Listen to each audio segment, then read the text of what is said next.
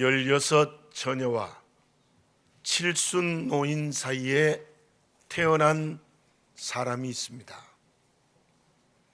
아버지는 아들이 태어나고 3년 만에 이 세상을 떠났습니다. 어머니는 무당을 하면서 아들을 키웠는데 그 아들이 17살이 될 때 어머니마저 이 세상을 떠났습니다. 참으로 기구한 운명입니다. 그런데 그 사람은 그러한 환경에도 불구하고 끊임없이 학문을 연마해서 30살이 될 때는 그 학문의 기초를 튼튼히 하고 그 누구도 다가갈 수 없는 학문에 대한 실력자가 되었습니다. 그때부터 그는 제자들을 양육하기 시작했습니다. 그 사람이 누구일까요? 그 사람이 바로 우리가 너무나도 잘 알고 있는 공자입니다. 참으로 대단한 사람입니다. 제가 공자에 대해서 공부한 것으로도 세계에서 그만한 윤리학자가 없습니다. 분명한 것은 제가 아는 이상의 인물임에 틀림이 없습니다. 지금도 서구에서도 그의 윤리적 학문에 대한 연구가 활발하게 이루어지고 있습니다. 그분은 자신의 3가지 기쁨, 삼낙을 이렇게 말했습니다. 학이 시습지 불역열호, 유분자원방내 불역낙호, 인부지 불온이면 불역군자호라.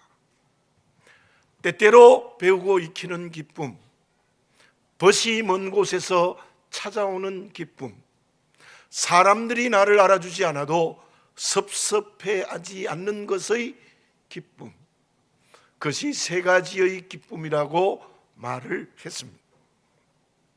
그런데 그 공자와 비슷한 환경을 가지고 태어난 사람이 있습니다. 그 사람이 바로 오늘 본문의 말씀에서 나타난 요셉입니다. 그는 아버지의 사랑을 많이 받았으나 17살이 되어 비참한 삶을 살기 시작했습니다. 그러나 1살에서 17살까지도 행복하게 산 것만은 아닙니다. 정신적으로는 형들의 미움과 시기와 질투를 받았고, 그리고 양을 쳤다는 것은 그 고대 사회에서 가장 힘든 일을 했던 사람이 바로 요셉입니다.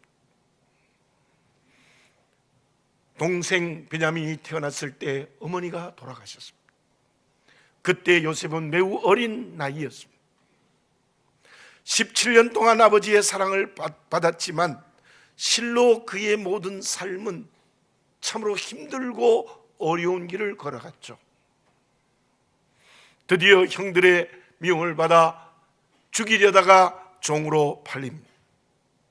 가정총무가 되어 고생을 면하는가 싶었는데 억울한 누명을 쓰고 감옥에 갇힙니다. 그런데 그는 왕의 꿈을 해석함으로 말미암아 30살이 되어 그 당시 세계의 중심, 세계를 호령하던 애굽의 총리가 되어집니다. 공자는 30살에 학문의 기초를 튼튼히 하여 제자를 양육하는 길을 걸어가기 시작했습니다. 요셉은 어떻습니까? 그때 요셉은 정치적으로 출세했습니다. 온갖 고초를 겪으면서 드디어 성공했습니다. 과연 그때 요셉을 그렇게만 보아야 되겠습니까? 본문의 말씀 46절을 제가 다시 한번 봉독해 드립니다. 요셉이 애굽 왕 바로 앞에 설 때에 30세라. 그가 바로 앞을 떠나 애굽 온 땅을 순찰하니. 요셉이 애굽 왕 바로 앞에 설 때에 30세라. 그는 30살이 되어 총리가 되었으니 정치적 출세를 한 때임에 틀림이 없습니다. 성공한 때입니다. 그런데 저 말씀에서 나타난 요셉이 애굽 왕 바로 앞에 설 그때에라는 말씀의 의미는 단순한 정치적 출세와 성공만이 아닙니다. 우리는 영적인 눈을 열어 저 말씀의 의미가 무엇인지를 생각해 봅시다. 왜 하나님께서 요셉을 13년 동안 훈련하셨을까요? 총리가 된 요셉은 그때에 어떤 사람이 되어졌습니까? 그때 요셉은 하나님을 믿는 믿음의 기초가 튼튼한 때입니다. 어떤 미혹에도 흔들리지 않습니다. 어떤 고난에도 그의 믿음이 바뀌지 않습니다. 저와 여러분, 나는 지금 어떤 사람으로 하나님 앞에 서 있습니까? 우한 폐렴이 중국에서 시작하여 우리나라에까지 와서 위기와 패닝 상태에 있습니다. 이때를 주신 하나님의 뜻이 무엇인지 영적인 눈을 좀 열어야 되지 않겠습니까? 나만 안전하고 우리 가족만 문제 없으면 되겠습니까? 여러분, 우리 이러한 위기의 때에 요셉처럼 믿음의 기초가 튼튼한, 우한 폐렴 따위는 전혀 상관없는, 흔들리지 않는 믿음의 반석 위에 서시기를 바라겠습니다. 창세기 5장의 에녹에 대해서 이렇게 기록하고 있습니다. 창세기 5장 22절입니다. 무두셀라를 낳은 후 300년을 하나님과 동행하며 자녀들을 낳았으며, 65세에 무두셀라를 낳고 300년 동안 하나님과 동행했다. 이 말씀의 뜻이 무엇입니까? 65세까지는 어쩌면 에녹은 하나님과 동행할 때도 있었고 그렇지 못할 때가 있었다는 거예요. 65세까지는 믿음이 흔들렸다는 거예요. 기초가 튼튼하지 못했다는 거예요. 그러나 에녹이 65세가 되었을 때는 믿음의 기초가 튼튼해서 300년 동안 이 세상에 사는 동안 하나님과 동행하는 믿음의 길을 걸어갔습니다. 그 에녹은 죽음을 보지 않고 하늘로 올리우는 하나님의 큰 축복을 받았습니다. 그런데 사울 왕은 어떻습니까? 사울 왕이 처음 사무엘을 통하여 기름을 부을 때는 참으로 겸손했습니다. 그의 거구가 마구의 머리를 박을 정도로 겸손하고 또 겸손했습니다. 그러나 왕으로서 권력이 높아지고 점점 더 잘 될수록 교만해졌습니다. 믿음의 기초가 튼튼하지 못하고 흔들리기 시작했습니다. 자기 멋대로 살기 시작했습니다. 말씀 따위는 안중에 없었습니다. 그래서 그는 하나님의 버림을 받았고 비참한 죽음을 맞이했습니다. 나는 어떻습니까? 정직하게 이 시간 질문해 보시기를 바라겠습니다. 이 시간은 남녀노소 빈부귀천 막론하고 똑같이 시간이라는 이때를 허락하여 주셨습니다. 요셉처럼 믿음의 뿌리가 튼튼해지는 이때가 되어지시기 바라겠습니다. 그러면 요셉처럼 이 위기의 때에 하나님의 쓰임을 받게 될 줄 믿습니다. 그러면 우리의 믿음의 기초가 튼튼해지는 것은 무엇을 통해서 이루어지겠습니까? 상나라가 경제적으로 부강해졌습니다. 그때 상나라 왕인 주왕이 신하들에게 명령합니다. 상아 젓가락을 만들어서 사용하도록 하라. 그때 신하 기자가 왕에게 이렇게 하랍니다. 지금까지 이 나라가 부강해진 것은 하늘이 함께했기 때문입니다. 상아 젓가락을 만들면 그에 맞는 사치가 계속되고 그러면 이 나라가 멸망할 것입니다. 하늘의 뜻을 거역하기 때문입니다. 소순이 말한 초윤이유라는 말도 있습니다. 주춧돌이 젖으면 비가 올 것을 예측한다는 말입니다. 모든 것에는 원인이 있기 때문에 결과가 주어진다는 것입니다. 기자는 분명히 하나님 왕에게 아뢰입니다. 하늘의 뜻을 거역하면 나라가 멸망합니다. 물론 기자가 말한 하늘은 우리가 믿는 하나님이 아닙니다. 그러나 그 뜻이 통하고 있음을 우리는 눈을 열어 보아야 될 것입니다.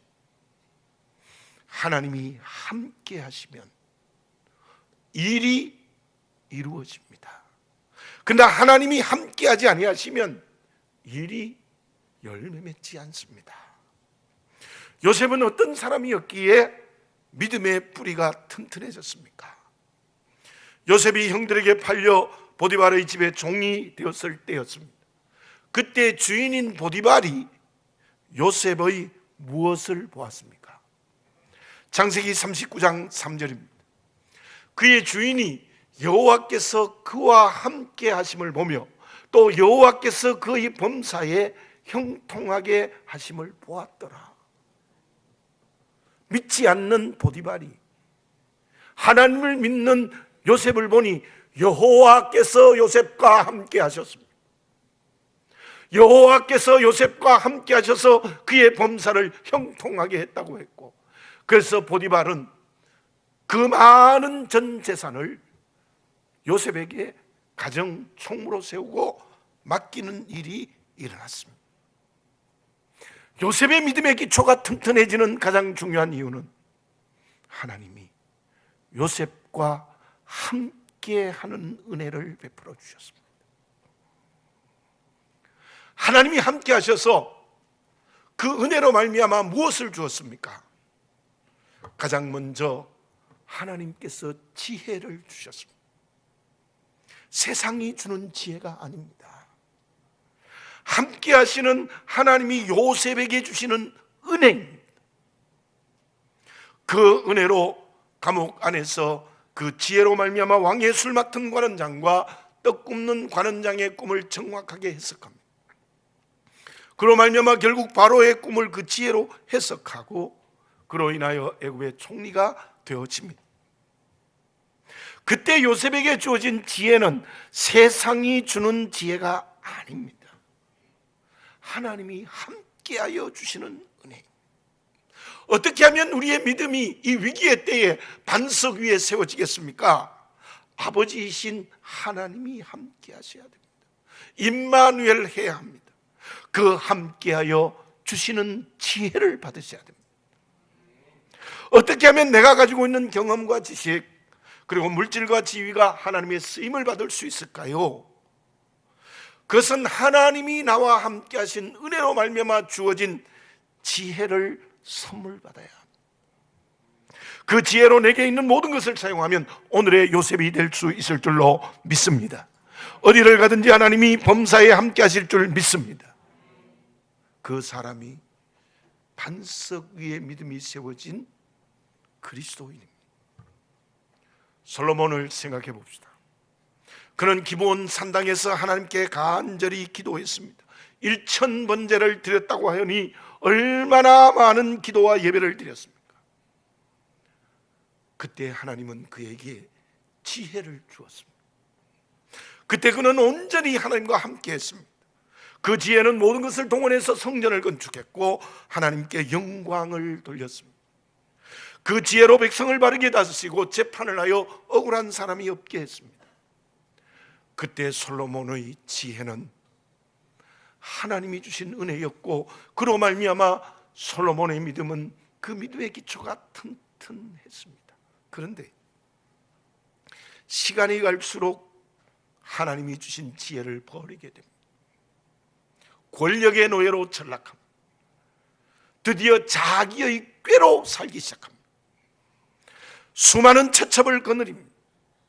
그들이 가져온 우상을 세우기 시작하고 심지어 하나님이 주신 지혜로 건축한 성전에 우상을 두고 섬기기 시작합니다. 온 나라를 우상의 복마전으로 만들어버립니다. 그때 하나님은 그와 함께하지 않으십니다. 그로 인하여 솔로몬의 믿음의 기초가 흔들리고 무너집니다. 그 결과가 나라가 반으로 갈라지는 하나님의 심판을 받았습니다. 사랑하는 교회 여러분, 우리에게 공평하게 주어진 시간의 선물을 받았는데 이때에 어떤 사람이 되어야 되겠습니까? 믿음의 기초가 튼튼해진 요셉과 같은 그리스도인이 되어지시기 바랍니다. 하나님은 반드시 그 사람에게 하나님이 함께하여 지혜를 은혜로 주십니다. 그때 그 지혜로 내게 있는 물질과 지위와 건강과 모든 것을 하나님의 뜻대로 사용하는 살아있는 그리스도인이 됩니다. 그런데 내 꾀로 살기 시작하면 내게 있는 모든 것을 이기적 욕심으로 사용해 버리고 마는 것입니다. 그 사람은 믿음의 기초가 흔들리는 사람입니다. 그리고 또 하나, 하나님이 함께하여 주시는 것이 있습니다. 그것은 사랑입니다. 하나님의 사랑이 경험되지 않고는 믿음의 기초가 튼튼해질 수 없습니다. 요셉은 태어나면서부터 아버지의 사랑을 많이 받았죠. 요셉은 어쩌면 어릴 때부터 사랑을 먹고 자랐습니다. 그러나 요셉에게 더 중요한 것은 하나님의 사랑을 은혜로 먹고 살았습니다. 이런 말을 대부분의 심리학자들이 동의합니다. 물론 모두 그렇지는 않을 것입니다. 공자도 요셉도 그런 사람들은 아니었으니까요. 그러나 대부분이 어떤가 하면 어릴 때부터 사랑을 많이 받은 사람이 사랑을 많이 나누어줄 수 있대요. 이 세상에 살면서 사랑을 많이 받지 않으면 의외로 사랑을 나눌 수 없대요. 사랑을 받지 않는 사람은 줄 사랑이 없다는 겁니다. 왜 요셉이 하나님이 함께 하셔서 사랑을 은혜로 많이 받았습니까? 정말 많이 받았습니다. 사랑이 충만했습니다. 그 사랑으로 자기를 죽이려 했던 또 종으로 팔아버린 형들을 깨끗이 용서했습니다. 용서만 했습니까? 그 형들의 식솔들을 다 책임졌습니다. 요셉은 장자를 낳고 그 이름을 므낫세라 했습니다. 그 뜻이 무엇입니까? 51절을 읽어보겠습니다. 요셉이 그의 장남 이름을 므낫세라 하였으니 하나님이 내게 내 모든 고난과 내 아버지의 온 집 일을 잊어버리게 하셨다 함이요. 맏아들을 낳고는요 이름을 므낫세라 지었는데 그 뜻이 무엇인가 하면은 과거의 고난과 온 집안 특히 형들의 미움마저 다 잊어버렸다고 했어요. 여러분들 회개가 뭔지 아세요? 진정한 회개는 지은 죄가 생각나지 않는 게 회개입니다. 그 이유는 요셉이 하나님의 사랑을 충만하게 받았기 때문입니다. 요셉이 믿음의 기초가 튼튼해진 것은 하나님이 함께하여 주시는 사랑 때문이었습니다. 저와 여러분, 사람이 받는 사랑은 환경 때문에 다를 수 있습니다. 그러나 사람의 사랑을 많이 받지 못할 수도 있습니다.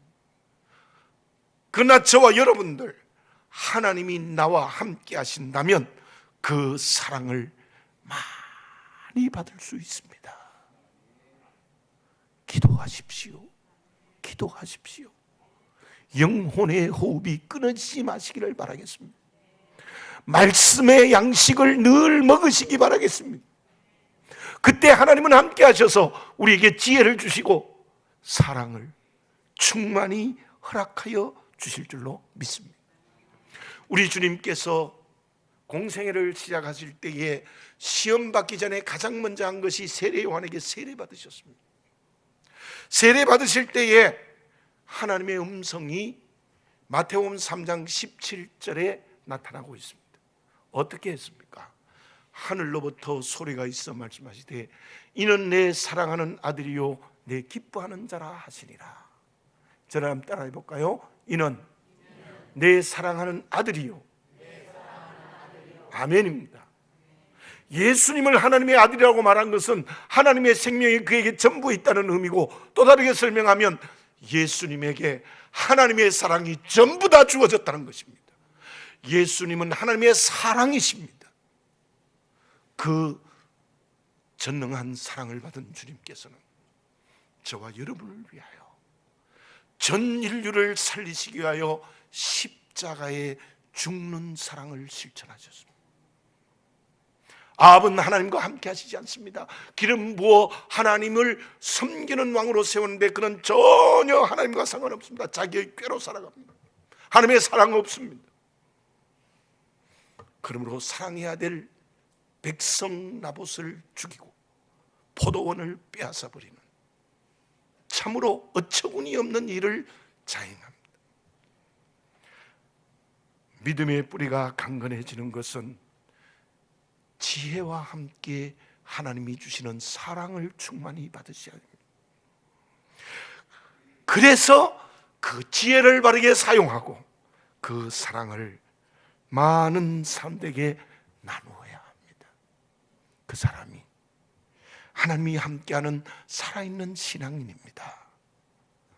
그 사람이 믿음이 기초가 튼튼한 지금 요셉과 같은 그리스도인이 될 수 있을 줄로 믿습니다. 그러면 그렇게 믿음의 기초가 튼튼한 하나님이 함께하는 그리스도인은 어떻게 살아야 될까요? 어떻게 사는 것이 진짜 믿음의 기초가 튼튼해진 그리스도인입니까? 하나님이 주신 지혜와 사랑을 제대로 사용하는 사람입니다. 근간에 정민 교수가 쓴 석복이라는 책을 읽고 있습니다. 그 책은 여러 고사성어를 통해서 역사적인 상황을 설명하는 책인데요, 그 책에 무소유의라는 말이 있습니다. 일하지 않고 빈둥거리며 노는 것을 말합니다. 조선시대의 윤기라는 분이 소일설에서 이렇게 말합니다. 사람이 시설을 일삼지 않고 밥 갈고 김 매는 일도 하지 않는다. 날마다 허랑방탕하고 먹는 것만 입에 달고 만난 것만 찾는다. 조정 소식은 먼저 안다고 떠들고 남의 일은 더 보태어 흉을 본다. 화류계와 노름판에는 끼지 않는 데가 없고 형설의 노력을 하는 사람을 비웃는다. 그들은 어느새 늙어 오두막으로 몰락하고 소일거리도 없이 눈물 흘릴 수밖에 없다.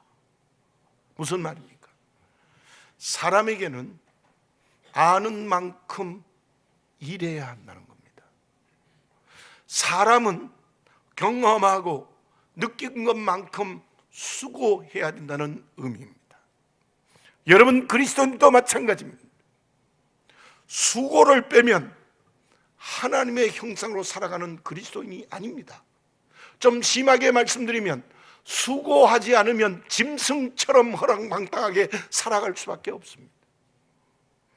요셉이 어떻게 바로 앞에 설 때 믿음의 기초가 튼튼했습니까?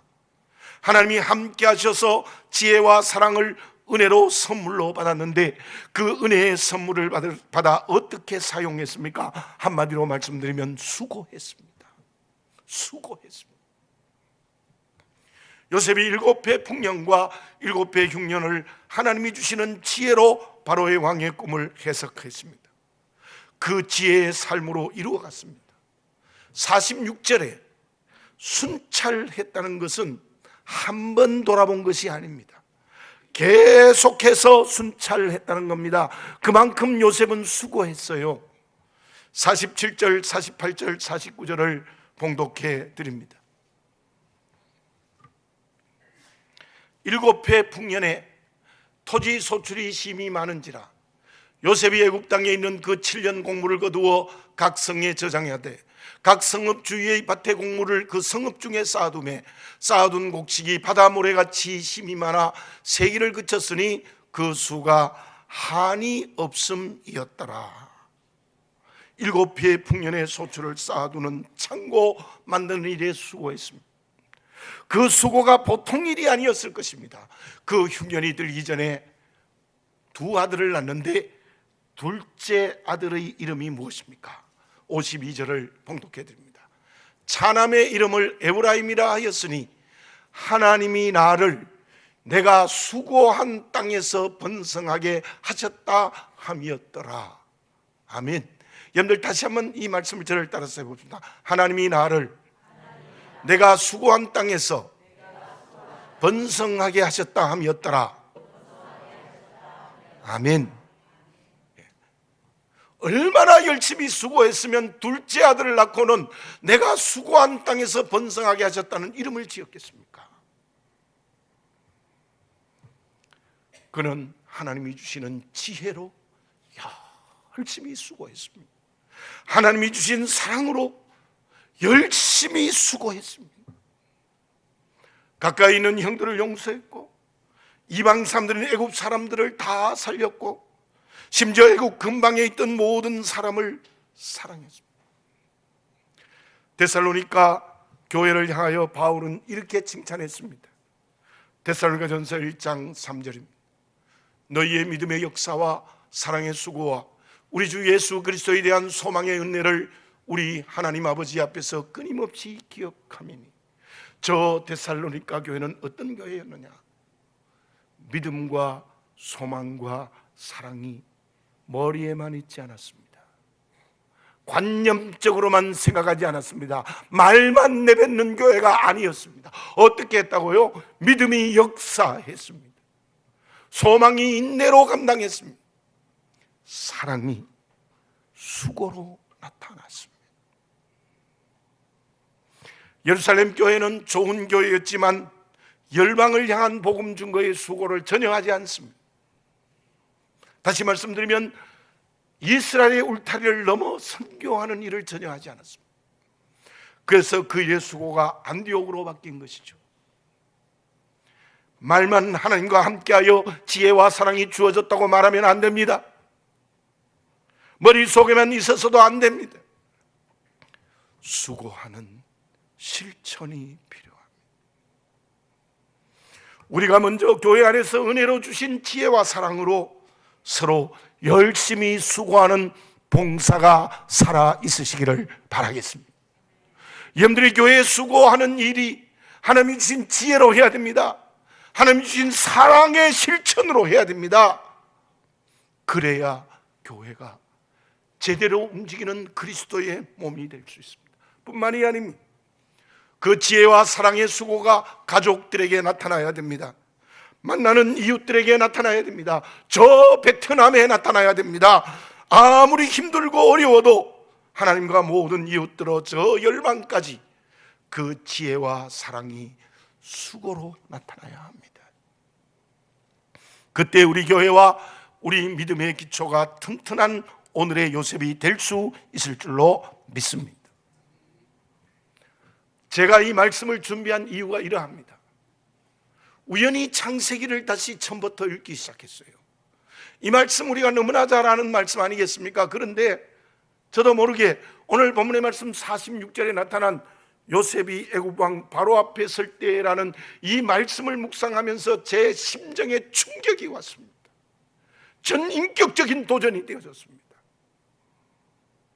여러분, 오늘 이 말씀을 드릴 때에 이 말씀이 충격과 도전이 되어지시기를 바라겠습니다.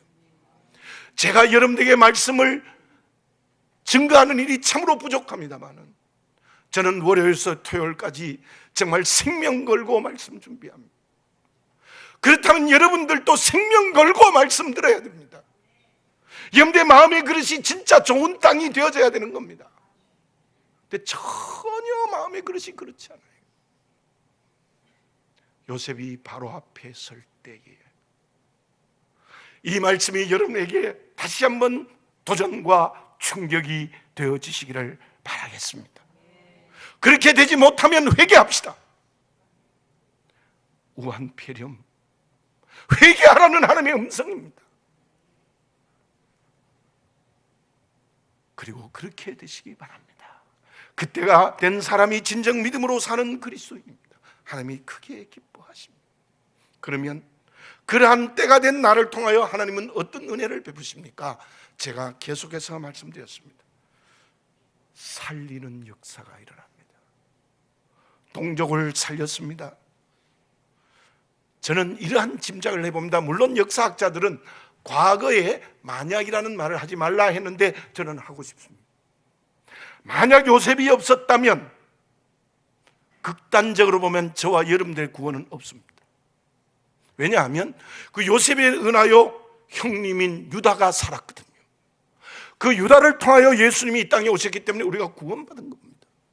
그때 유다가 굶어 죽었다면 물론 하나님이 다른 방법이 있었겠지만 우리가 어떻게 구원받겠습니까? 요셉은 참으로 놀라운 일을 했습니다. 단순히 애굽을 살리고 동족을 살리고 주변의 나라를 살린 것이 아니라 주님 오실 때까지 수많은 생명을 살렸습니다. 지금도 저와 여러분들을 살린 것입니다. 그렇습니다. 요셉이 바로를 만날 때가 오늘의 내가 되면 하나님이 나를 통하여 가족을 살립니다. 이웃을 살립니다. 베트남을 살립니다. 모든 열방을 살리는 하나님의 역사가 일어나게 될 줄로 믿습니다. 우리 교회가 그렇게 되어져야 될 줄로 믿습니다. 그래서 우리 교회가 원래는 성령으로 날마다 열리는 교회가 될 수 있을 줄 믿습니다. 단순히 표의 말로만 되지 않습니다. 이보다 더 큰 축복이 어디에 있겠습니까? 지금 나의 믿음의 때가 어떻게 되어 있습니까? 기도드리겠습니다. 거룩하신 아버지 하나님, 정직하게 질문하게 하옵소서. 지금의 내 신앙이 어떻습니까?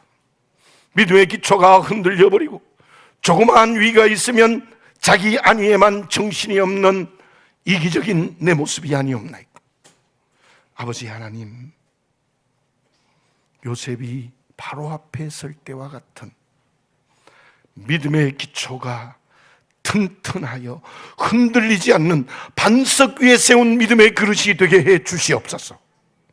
그러므로 그러한 나를 통하여, 그러한 우리 교회를 통하여 살리는 성령의 역사가 일어나는 축복의 그릇이 되게 하여 주시옵소서. 예수님의 이름으로 기도드립니다.